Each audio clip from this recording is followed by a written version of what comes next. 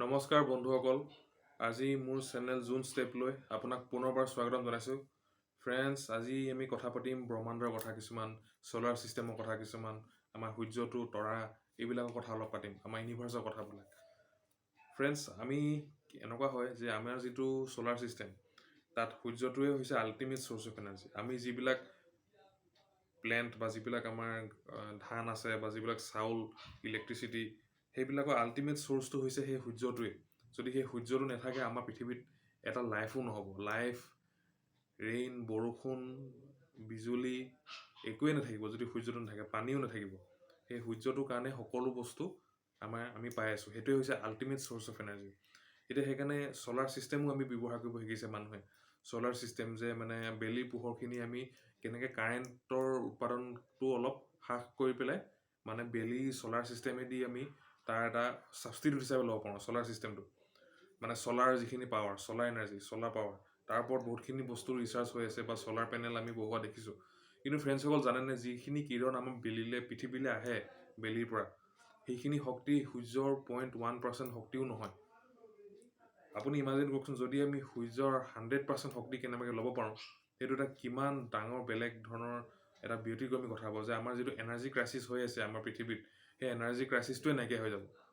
এতিয়া এনেকুৱা কল্পনা কৰা হয় যে আমি যিবোৰ এলিয়েন বুলি কওঁ, এনেকুৱাও হ'ব পাৰে যে আমাৰ নিচিনা সভ্যতা আৰু বেলেগ গ্ৰহতো থাকিব পাৰে। কাৰণ কিমান ডাঙৰ আমাৰ ব্ৰহ্মাণ্ডখন। এনেকুৱা কিছুমান চাইণ্টিষ্টে কল্পনা কৰিছে যে কিছুমান যিবোৰ আমাতকৈ হায়াৰ চিভিলাইজেশ্যন, যিবোৰ উন্নত মানৰ যিবিলাক এলিয়েন, তাহাঁতি এনেকুৱা এটা ইনষ্ট্ৰুমেণ্ট ইউজ কৰে, সেইবিলাকক টাইপ 7, এনেকৈ আমি টাইপ 1, টাইপ 2, টাইপ 3, টাইপ 7লৈকে চিভিলাইজেশ্যন আছে বুলি কয়। আমি এতিয়া টাইপ 1ত পাইছোঁগৈ, টাইপ 1ত আছোঁ আমি বুলি ক'ব পাৰি। টাইপ 7লৈকে থাকে। চ' যিবিলাক উন্নত মানৰ চিভিলাইজেশ্যন, সেইবিলাকে কি কৰিব পাৰে যে তাহাঁতি মানে এনেকুৱা বুলি কল্পনা কৰা হয় যে বেলিটো ঢাক খোৱাকৈ, গোটেইটো ধৰি লওক বেলিটোতো, এই বেলিটো ঢাক খোৱাকৈ এনেকুৱা এটা ষ্ট্ৰাকচাৰ বনাব পাৰে, এটা প্ৰকাণ্ড ষ্ট্ৰাকচাৰ বনাব পাৰে, যি সূৰ্য কিৰণ 100% ইউজ কৰিব পাৰিম।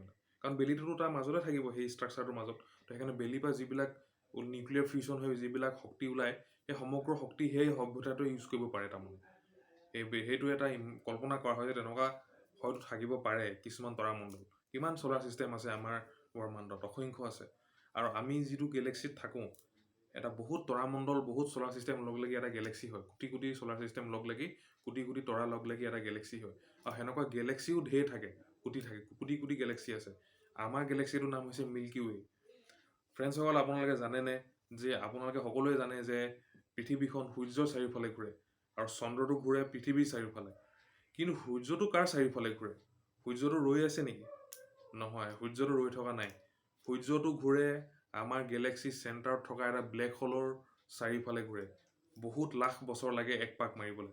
যেনেকৈ আমাৰ পৃথিৱীখনৰ 365 ডেইজ লাগে সূৰ্যৰ এক পাক মাৰিবলৈ, ঠিক তেনেকৈ আমাৰ বেলিটোৰ সেই গেলেক্সিৰ চেণ্টাৰত থকা ব্লেক হোলটোৰ চাৰিওফালে ঘূৰিবলৈ কিমান লাখ বছৰ লাগে, তেতিয়া গৈ এক পাক মাৰে। লাখ বা কোটি বছৰ লাগে এক পাক মাৰিবলৈ।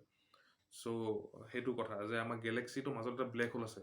এই ব্লেক হোল কি হয় সেইটো এটা বেলেগ ভিডিঅ'ত ক'ম, কিন্তু এইটো এটা বহুত ইণ্টাৰেষ্টিং কথা। ফ্ৰেণ্ডছ, এতিয়া যে আমি আকৌ আহোঁ সেই টপিকটোলৈ, যে মই যে ক'লোঁ যে কেনেকৈ এটা সূৰ্য ঢাকি পেলাই এনেকুৱা এটা ষ্ট্ৰাকচাৰ, এটা মেগা ষ্ট্ৰাকচাৰ যেতিয়া সূৰ্যটো ঢাকিব, সেইটো ষ্ট্ৰাকচাৰলৈ আমি আৰু অলপ ডিটেইলছত কথা পাতোঁ। সেইটো ষ্ট্ৰাকচাৰক ডাইচন স্ফিয়াৰ বুলি কয়।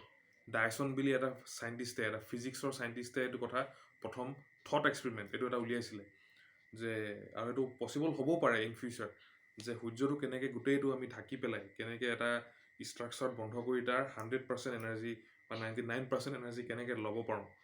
মানে আমাৰ যিটো ৰিকুৱাৰ্ড এনাৰ্জি ইন ফিউচাৰত, কাৰণ আৰু ডাঙৰ ডাঙৰ প্ৰজেক্ট হ'ব, আৰু ডাঙৰ ডাঙৰ হিউমেন চিভিলাইজেশ্যন হ'ব, আৰু মংগল গ্ৰহত যোৱাৰ কথা কৈছে, কলনাইজেশ্যন কৰাৰ কথা কৈছে, বেলেগ গ্ৰহত মানুহক নি কলনাইজ কৰাৰ কথা কৈছে।